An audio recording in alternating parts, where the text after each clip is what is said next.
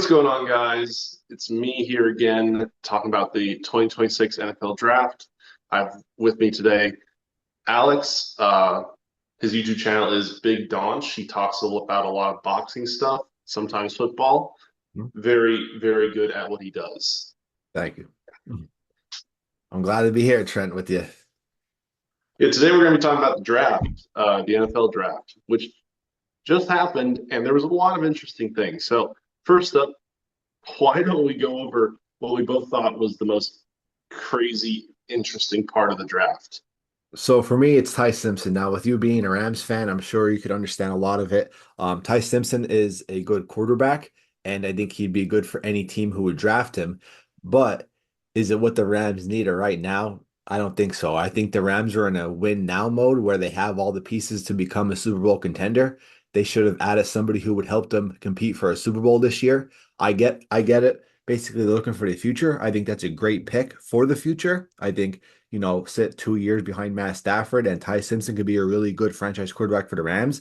But you're on a tight window with a MVP, the reigning MVP, and a lot of good solid players, good wide receivers. I think that the Rams should have picked somebody who would help their team and help contend for a Super Bowl. So that's why I think Ty Simpson was the craziest pick, in my opinion. On that, yeah, I wasn't expecting it. I was expecting either the Rams to go offensive tackle, which they did do later, or wide receiver, which they didn't really do at all. But I kind of like it. The Rams roster, as it stands, you got to remember they had two first round picks. This was the Falcons pick because the Falcons fell in love with a person who just really wants to go to jail. And Yeah. so the Rams got an extra first round pick out of it this year. They really used their first round to fix their secondary, traded to the Chiefs for a quarterback. So I'm not really too upset that the Rams already spent one of their first round picks on Trent McDuffie and then burned the other on the future because one first round was to address the now, one to address the future. And while I'm not the biggest fan of it, I can understand it. And especially when you consider Stafford is probably has 1 to 2 years max left.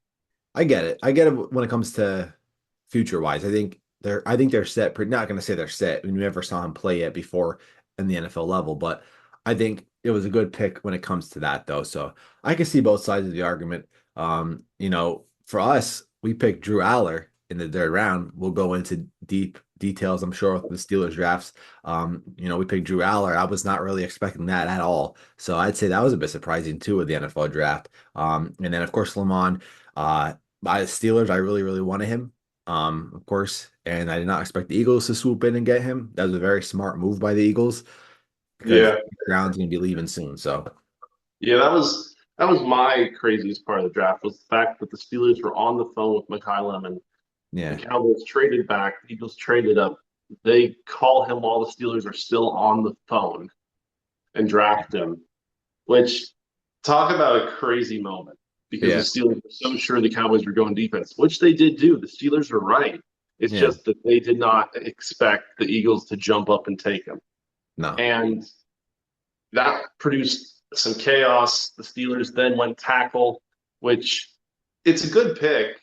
I don't think it's a bad pick, but like you clear like the Steelers clearly wanted a wide receiver there, yeah. and then they had the emergency pivot.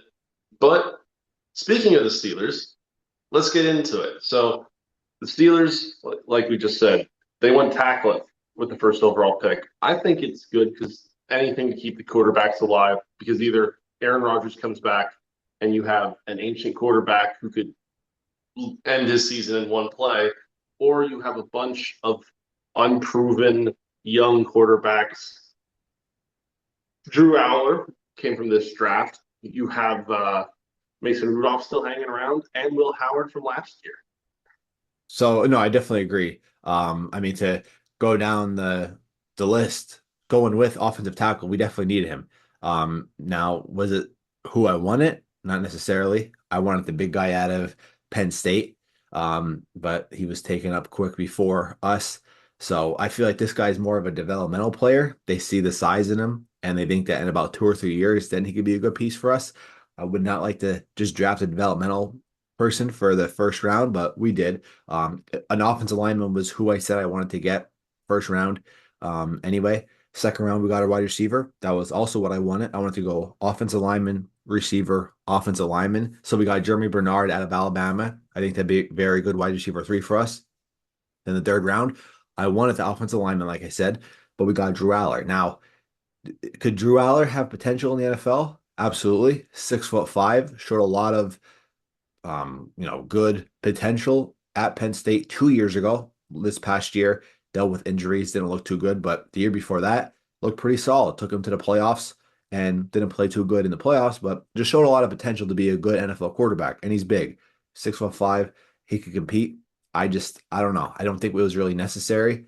And if he balls out, who knows? With the quarterback situation, I could go into that later, but I'm hoping Aaron Rodgers comes back. I'm expecting Aaron Rodgers to come back. So I think Aaron Rodgers gives us the best opportunity to compete. Um, Will Howard, Drew Aller, I like to give them a shot eventually, but for right now, Aaron Rodgers still has a little bit left in the tank for one more solid year. That's why I want to go with Aaron Rodgers at quarterback. And then just looking at the other people in the draft that we got, I'm not going to go down the whole list because nothing really notable, but we got Caden Wetchen out of Iowa. He's a wide receiver. I think he'd be a quick guy for us for returns. Jennings Dunkers, he has that big ginger mullet. I think he could be a lot of potential for us at the offensive line position. We drafted another tight end. He was born to be a Steeler with that hairdo. Yeah, exactly. Yeah, he's a character. We drafted Riley Nowodowski. He's like a fullback tight end, basically going to take the spot of Connor Hayward, Cam Hayward's brother, who is a small tight end, plays the fullback, really going to get a lot of special team reps. And then another guy I like was our last pick out of Navy, Eli Heidenreich. So he's a running back wide receiver type. If we could use him in the slot, use him for some speed, fill him in as that Kenneth Gainwell type player, because Kenneth Gainwell left, I think, for the Bucks. So if we could fill him in for that spot, that'd be good. So I'm actually excited to see that. If we could just get 2 or 3 years out of him before he goes and fulfills his Navy commitment, that'd be great. But overall, if I had to rate this Steelers draft, I'd say it was a bit underwhelming. I'm happy with the wide receiver we got in Jeremy Bernard. I'm happy with, some of our later picks. I'll just give the grade a B. Okay. What would give it an A would be a stronger first round pick, be more aggressive. And just, that's really it. Better middle picks, but I Yeah. go with B for a grade. So you're saying if they had actually got Makai Lemon, If they got Makai Lemon, yeah, it definitely would be hovering definitely, around to A minus. A, yeah. yeah. That was that was a very unfortunate thing that happened with the Eagles sniping him. Yeah. But Happens. yeah, it happens. I'd agree. I think the Steelers did largely what they needed to do. The Drew Aller thing, I kind of feel like is them preparing for a potential Rodgers retirement Yeah. because they already have Mason Rudolph. They had Will Howard from last year, who essentially, for all cases and purposes, is still a rookie. He's never really played Yeah. on the NFL field in a real game. So I feel like Drew Aller might be the oh goodness, Rodgers actually might retire, and we might have to just trot people out there to figure out what our team can be kind of Yeah. pick. Makes our quarterback room very interesting. We have Mason Rudolph, who is a very valuable backup quarterback. I mean, he played in the playoffs. He has a lot of years, a lot of starts to him. I mean, he could go to any team and realistically be their quarterback too for a lot of teams. He's a very valuable quarterback. So what are we going to do with him? Then we have Will Howard, who is a very good developmental quarterback. He's a national champion. I don't want to give up on him. He's also another big guy, 6'4", 6'5". I want to see him get some snaps. Then we pick Drew Aller, and then Aaron Rodgers. They just put on a tag for him this year, meaning they want to get him back. So it's going to put 4 quarterbacks in the quarterback room. Going to be similar to the Browns. You're going to have to let one go. It all signs are pointing to Mason Rudolph. Probably have to trade him. We could probably get like a 6th round pick for him, and that's fine. But it just really makes me question, like, what are we gonna do with Will Howard now? The perfect Yeah. scenario in my mind before the draft was, okay, go into the year with Aaron Rodgers as the starter, Will Howard as the number two, and then Mason Rudolph as the number three. Give Will Howard as many snaps as possible in the preseason, have him sit the rest of the year behind Rodgers, Sign Rodgers to that 1 year deal. Rodgers retires or goes somewhere else. Give Will Howard, behind center for the third season. That was my perfect scenario. Now with Drew Aller, I don't even know. Yeah, especially because like you would have to get rid if Rodgers comes back now, you would have to get rid of one of the other three. And Yeah, likely it would, like you said, be Mason Rudolph. yeah, And maybe like you could trade him to like a quarterback hungry team like the Jets or something, yeah, who just are hopeless, but they might want someone a little better than Geno Smith. yeah, Um, which I don't honestly at this point, I'm not entirely convinced that Geno Smith is it better than Mason Rudolph anymore. I feel like Rudolph actually might be better than Geno at this point. yeah. No, Um, teams could definitely use him. The Cardinals, the Dolphins, the Jets, the Vikings, teams who lost their quarterbacks, the Falcons. A lot of teams could definitely use Mason Rudolph. it's been an interesting draft. A lot of teams, I feel like, well, the fact there weren't many quarterbacks in this draft who were of that elite level that we're expecting from next year, I Hmm. think made this draft a little more interesting. I think the only real team that got an instantly ready quarterback, or at least someone they're going to shove into the fires very early, is Yeah, the Raiders. yeah, Whether he's ready or not, that's a different question. But I feel like the Raiders might shove him into the fires really early on. yeah. I think we're gonna see Kirk Cousins start week 1, and that's the smart thing to do. Um, Yeah, but I think, come week 4 or 5, Kirk Cousins isn't really doing anything exciting. He might give him like 2 or 3 wins, but he's barely getting by. And I think that's where they're gonna fit, put in Fernando. Uh, yeah. so I think that's the right decision.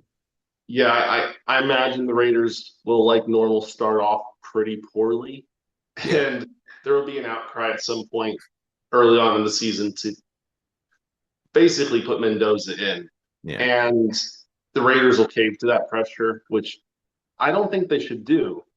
I'm a very big fan of letting a rookie quarterback sit his first year unless it's yeah. absolutely necessary. I don't like when quarterbacks get thrown to the wolves Mhm. early on in their career, especially on a bad team like the Raiders. Yep. Because time and again, you see like the teams that throw those quarterbacks to the wolves, those quarterbacks will either sink or swim, and 90% of them sink. Yeah. I agree. I'm the same way. I mean, we see it before. Sam Darnold with the Jets, didn't get his opportunity, surrounded by terrible people, and then he bounced around the league for a while to the Panthers, to the 49ers. The 49ers saved his career, right? Like he Yeah, didn't play any snaps with the 49ers, and if he did, it was maybe like, of course, just filling in for a backup for injury or yeah, playing the last game of the season. But that 49ers season saved Sam Darnold's career with the Seahawks and he turned it around. So, that's that. I agree. They got thrown in too early, and the lights are too bright, and they can't fully develop. They get hurt. They get written off. So yeah, I agree. with that being said, I think we've talked about all the wonderful parts of this draft. Yeah. So thank you all for watching. This is Trent and Donch signing off. Have a good day. Bye, everybody.